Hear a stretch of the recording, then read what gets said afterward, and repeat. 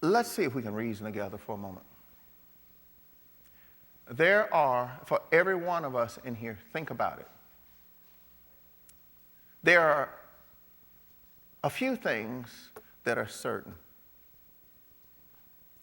But I think of all those things that are certain, there are two major things I want to share with you that are certain. Yeah, we have many things that are certain, but there are two major things. One, we do, Winston Churchill said the only thing that's certain in life is death and taxes. You're going to die. That is a certainty. And he said taxes are a certainty.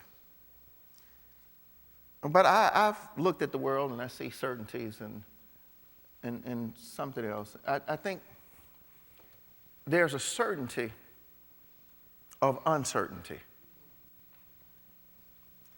There is going to be uncertainty, and that's certainty. In fact, years ago, I used to sing a song, and my group used to sing a song called Everything Must Change. Everything changes. And when it changes, there's uncertainty in what the change is going to be. There are anticipated changes, and sometimes things that are anticipated don't work out the way you anticipated. So there's a certainty of uncertainty. Things are going to be uncertain. That's certain.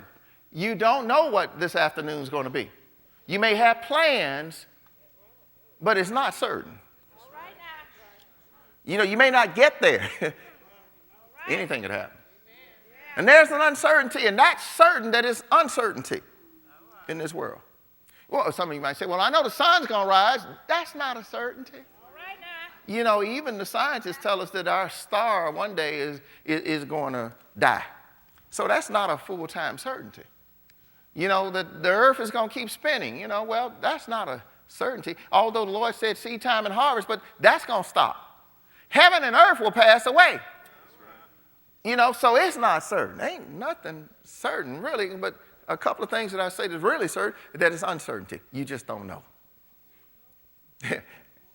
Dang, I hate as I get older. I remember some of the things I learned when I was a child. You remember, I'm going to say this to you.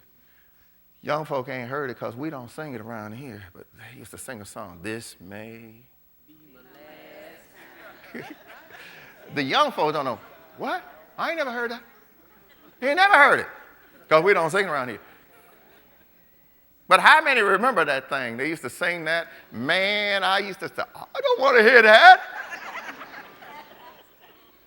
But I don't care how young you are. The old folks had some sayings that were still true. And they used to sing that song. They used to sing it at communion. In the church where I came from, they used to have the wooden floors. And then wooden floor. And the wooden floor that, they used to have. Because I was a musician, I used to learn how they used to beat. And they used to call it heel, toe. Heel, toe. And you go, boom, choo, boom, choo. That's an old church. Can't get it in here because we got concrete floor. But I will tell you something that I did do that I brought from the old church up here, this wood floor. And we put so we can have, one time, because we got to remember that, we got a heritage, and we had to have a wood floor. So, you hit that floor. Now, they had designed it for it to be concrete, but that's the way they designed them other churches. But this had to be our church. So we had to have a wood floor. We had to have a B3 organ, too. That's one. I bought that B3 organ in 1973. I paid $3,300 for that cash. My mama did. But I remember we paid it out. You remember we paid it out to that guy? That man looked at us like, they got $3,300. Oh, that's like something like $12,000 now, to get one of those things. But nevertheless, I'm talking about old kind of stuff. But the old folk knew a lot of things. But you just don't know what tomorrow's going to bring. Now, with that certainty of uncertainty, there is another certainty that I think is important. One, you need to lock it in your head. You don't know what's going to happen. No man knows what's going to happen. But there is a certainty also, and that's a certainty that there is a God.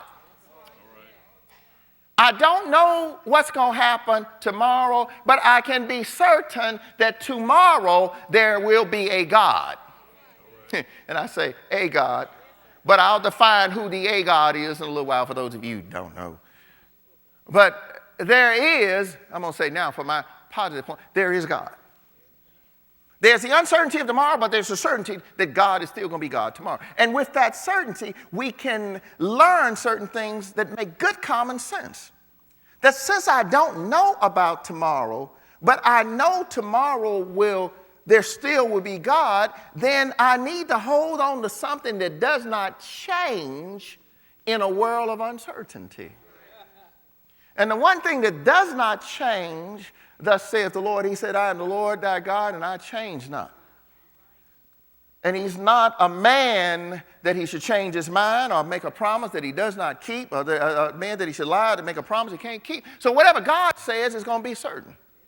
Old folks say, hold to his hand, God's unchanging. And the young folks say, what that? I ain't never heard that. That's okay. And then old folks also say, you don't know now. Just keep on living, honey. You're going to find out. I hate that when I started talking like the old folks used to say. I wonder what that means. They'll tell me, don't you say nothing. Yeah, I do know. I've come to find out certain things now. But now you need to listen and understand I'm fixing to teach you some things that's going to make a real difference in your life if you just hear me. And in the next few minutes, I may wind up teaching part of one message and part of a second message. But I'm going to elaborate on them even as we go on in weeks, because this is the month of January, and we've been talking about one thing in the month of January, about how we're going to create heaven in 2011. And we've been discussing the subject that I'm going to continue to talk about today, how to assure blessings for the rest of your life. That's what we're going to be discussing today. How to assure the blessings for the rest of your life.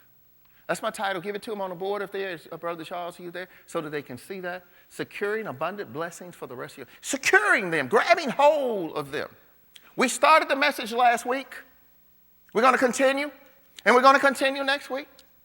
And what I intend to do for you is to give you the keys so that you're going to be successful. 2011 is your year of a change for the better. 2011, and see, some of you all have forgotten this is a new year because the new year is past, New Year's Day is gone, and we tend to forget. But what I'm going to say to you is that I'm going to help you realize the things that are going to position you to prosper in 2011. And you have the ability to do it. And at the end of this message, I'm going to show you how I'm starting to feed it into some others that are going to prosper too.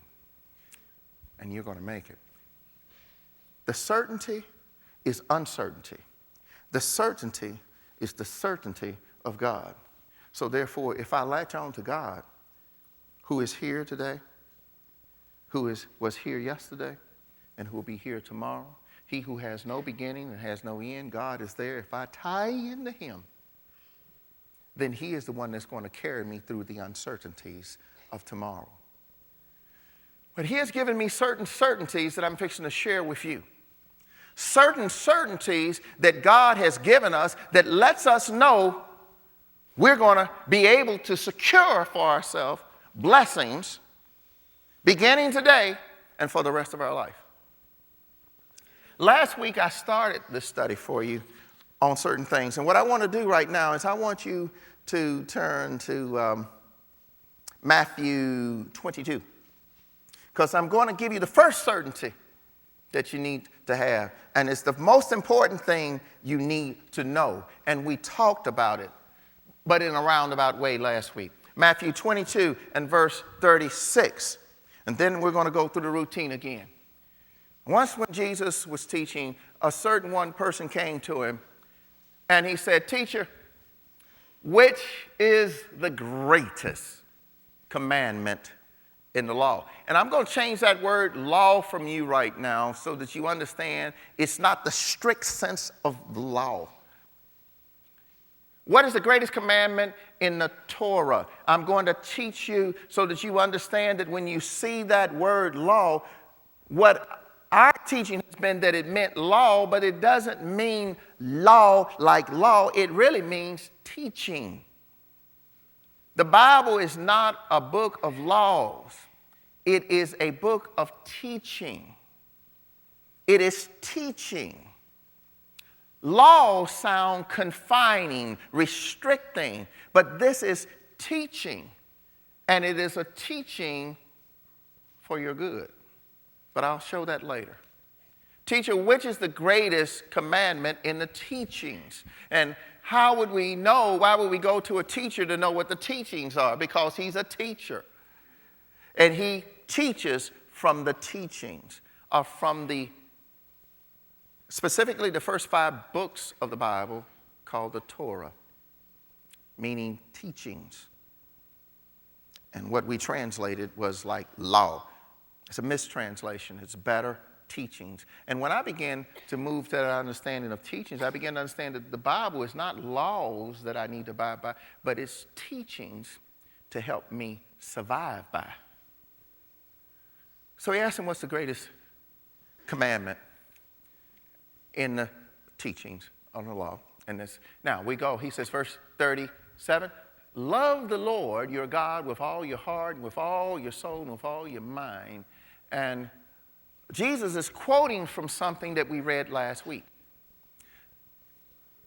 Deuteronomy. Now, how many can remember exactly where it was then? Say it real quick. Say it out loud. Deuteronomy 6:5 is where it's going to be. All right, but we're not going there yet. We're still talking about what the greatest commandment is. So let's go to the greatest commandment. And we hear from Jesus that this is, in 38, he says, this is the first and greatest commandment. Now, it is a summary of it. And he said, hear, O Israel, the Lord thy God is one. That's in Deuteronomy 6:4. But he goes on and he's paraphrasing for us the whole of the 10 Commandments. That is loving God. Loving God. I can see how I can deal with this for some time because, you see, we're going to be great. We got to love God first, and then secondarily, we got to learn who we have to love after we love God. So now, the first commandment is to love the Lord, and that's all we're going to deal with. We're going to talk about loving God. And how did Jesus say that we love him? We love him by keeping his commandments, by being a doer and not just a hearer, by doing more than just coming to church and sitting up in here. We love God by doing what he said to do. And the principal thing he told us to do that I remind you of today, once a month, I remind you of the command to share life. That's what this is about today, sharing life. Why? Because Jesus gave us a word to go ye into all the lands. And what did he tell us to do? He told us what to do. He told us summary, share life. And when I tell you to wear your share life t-shirt, there's a reason I tell you to do it. You know why I do it? Because I tell you to do it because God told me to tell you to do it. Now, you might not understand it now, but the old folk got a saying. You'll understand it better by and by. They say, don't touch the stove. Why? Don't stick no. Where's my sister? Which one of my? Leary is here. Betty here. Betty. Where you, Betty? She came to first service. Okay. They have little things in the wall called outlets. Was this you, Leary? Or was it Betty? And they have outlets in the wall. They got these 2 little holes, and they got a 3rd hole in there now called the grounding part. But in my house, so it must have been my older sister Betty, and I'm talking about her. She's not here, but that's just too bad. And they had those little holes in the wall. And Betty obviously wondered what they were for. So she took a hairpin. That was Betty. That wasn't you. And she found out what they were for. she took this hairpin. Y'all know hairpins, you know, sisters, y'all still wear hairpins? Little round thing, brothers, that goes around and flips around like that. And she took it and she stuck it in the outlet, one in each side. I don't remember. All I know, I just knew you don't stick anything in there. Mom and Daddy told me don't do it, but Betty decided she'd find out. What happened, Mama? I don't know what happened.